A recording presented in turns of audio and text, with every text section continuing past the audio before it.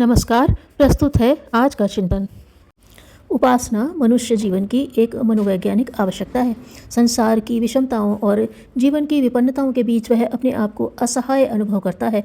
प्रतिकूलताओं से अपने बलबूते निपट न पाने पर उसे किसी ऐसे समर्थ साथी की आवश्यकता है जो उसका साथ दे सके, हाथ बटा सके, भले ही दूरवर्ती या अदृश्य ही क्यों न हो। असफलताएं और प्रतिकूलताएं मनुष्य को तोड़ देती हैं। इस स्थिति से उबरने के लिए कोई आशा की किरण चाहिए जो खोए हुए को पुनः वापस दिलाने का आश्वासन दे सके। इसी प्रकार आतंक और आक्रमण से तिलमिला जाने पर ऐसे न्यायनिष्ठ की खोज की जाती है जो आहत के बदले प्रतिशोध ले सके। सृष्टि संरचना और गतिविधियों में भी ऐसी विषमताएं पाई जाती हैं जो तूफान, भूकंप, बाढ़ जैसी अप्रत्याशित घटनाओं के घटित होने पर कोई स्पष्ट कारण नहीं बताती। मनुष्य हतप्रभ हो जाता है। तब भी अनसुलझी गुत्थियों के पीछे ईश्वर की मर्जी खोजनी पड़ती है और वैसा किसी दिन अपने ऊपर न आ पड़े, इसलिए भी ईश्वर की शरण लेनी पड़ती है। मरने के बाद परलोक के संबंध में मनुष्य अपने को सर्वथा असमर्थ अनुभव करता है। सोचता है कि वहाँ की परिस्थितियाँ ईश्वर की इच्छा से ही प्राप्त हो सकती हैं। वर्तमान जीवन में भी कठिनाइयों के समाधान और सुविधाओं के संवर्धन में ईश्वर की अप्रत्याशित सहायता मिल जाने की अपेक्षा रहती है। कितने ही भावुक जन किसी सर्वसमर्थ की मैत्री एवं अनुकंपा चाहते हैं, इसलिए भी उन्हें उपासना का आश्रय लेना होता है।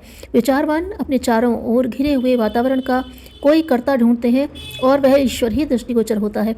कईयों को इस चमत्कारी सृष्टि रचना का निमित्त कारण ईश्वर ही दिखता है और उसकी मनुहार करने, भेंट पूजा का आश्रय लेने में ही अपनी भलाई दिखती है।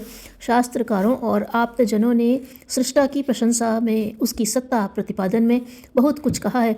इसके अतिरिक्त भजनानंदियों का भी एक बड़ा समुदाय है जिनकी गतिविधियों से सामान्य जन प्रभावित होते हैं और अनुकरण में बुद्धिमत्ता सोचते हैं। ऐसे ही अनेक कारण हैं जो आस्तिक होने की प्रामाणिकता प्रकट करने के लिए ईश्वर विश्वास करते और उसका अवलंबन लेते हैं। संसार में अधिकांश जनों की मनोस्थिति ऐसी ही है। डामाडोल चित्त वाले और भजन न करने वाले भी प्रत्यक्षतः अपने को नास्तिक नहीं कहते हैं। दोष लगाना हो तो पुजारियों पर लगाते हैं, दोषारोपण ईश्वर पर नहीं करते। इतने पर भी एक बड़ी कठिनाई यह है कि आस्तिक वर्ग के लोग ईश्वर को एक मानते हुए भी उसके अनेक रूप गढ़ लेते हैं और अपनी अपनी मान्यता पर इतना अधिक बल देते हैं कि दूसरों के निर्धारण को झूठा कहना पड़े। संप्रदायों के बीच आए दिन मचे रहने वाले कलह का एक बड़ा कारण यह भी है कि वे ईश्वर की आकृति और प्रकृति के संबंध में अत्यधिक भिन्नता मानते हैं। अच्छा होता कि ईश्वरवादी और अनीश्वरवादी दो ही पक्ष रहते। कम से कम आस्तिकों को तो ईश्वर के स्वरूप एवं मंतव्य के संबंध में एक मत होना चाहिए था। उतना भी न बन पड़ने से अनीश्वरवादियों के तर्क ही भारी पड़ते हैं और बहुमत में होते हुए भी आस्तिक अपने मतभेदों और विग्रहों के कारण हल्के पड़ते हैं।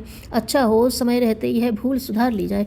जैसे कि ईश्वर एक माना जाता है, वैसे ही उसका ऐसा स्वरूप भी निर्धारित कर लिया जाए जिससे एकता की दिशा में आस्तिक समुदाय का बढ़ चलना संभव हो सके।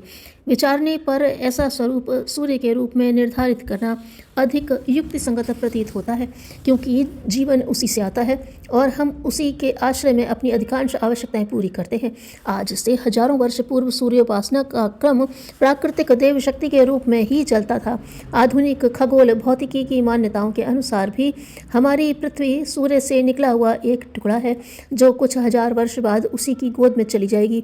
शरीर विज्ञानियों का कहना है कि पृथ्वी पर जीवन की जो संभावनाएं दृष्टिगोचर हो रही हैं सूर्य के ही फलस्वरूप हैं।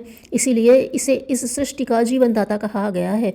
धरती पर जीवन का मूल स्रोत प्रोटोप्लाज्मा को माना जाता है। यहाँ तक कि अजैविकीय पदार्थ, पानी, कार्बनिक एसिड तथा अमोनिया जैसे सम्मिश्रण भी सूर्य से प्रभावित होते हैं। इसी कारण सूर्य की पूजा उपासना करने का विधान आदिकाल से चला आ रहा है। सूर्य की पूजा करने वालों को उत्कृष्ट श्रेणी का समझा जाता था। प्रकाशमान स्वर्णिम सूर्य की उपासना अभी भी विश्व के अनेक भागों में की जाती है। ईश्वर के संबंध में सर्वाधिक प्रयोग प्रकाश का होता है। कोई उसे हृदय में, कोई मस्तिष्क में तो कोई आकाश में मानते हैं। प्रकाश का प्रतीक सूर्य को माना जाना अधिक तर्क संगत है। दिन में उसका प्रत्यक्ष स्वरूप ही दृष्टिगोचर होता है। उसके अगणित प्रभाव बुद्धि से या उपकरणों से ही जाने जा सकते हैं। प्रकाश का चिंतन करते ही सूर्य और गति का तारतम्य उसके साथ जुड़ा हुआ स्पष्ट होता है। इन्हीं की हमें प्रधानतया समर्थ जीवन के लिए आवश्यकता भी है। बुद्धिमत्ता को भी ज्ञान रूपी प्रकाश में गिना जाता है। ये सारी विशेषताएं सूर्य में सन्निहित मानी जाती हैं। इष्ट का निर्धारण या ध्यान करने से मनुष्य उसी ढांचे में ढलता है। यही उपासना का दर्शन है। ईश्वर को हम साकार न मानते हों तो निराकार प्रकाश पुंज के रूप में, सविता के रूप में माने। उसके तमोनाशक, पापनाशक, आनंद कारक सद्गुणों को जीवन में उतारने का प्रयास करें तो ईश उपासना निश्चित ही फलीभूत होती है। विभूतियाँ उसी के पास ठहरती हैं जो उनकी सुरक्षा करने में समर्थ हैं।